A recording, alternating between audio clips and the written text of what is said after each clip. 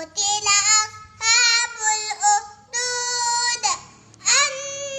النار ذات الوقود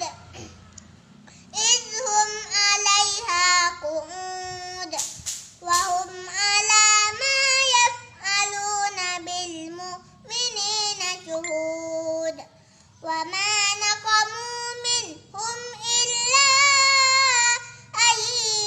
يؤمنوا بالله العزيز الحميد الذي له ملك السماوات والأرض والله على كل شيء شهيد إن الذين فتنوا المؤمنين والمؤمنات ثم لم يتوبوا فلهم عذاب جهنم ولهم عذاب الحريق إن الذين آمنوا وعملوا الصالحات لهم جنات تجري من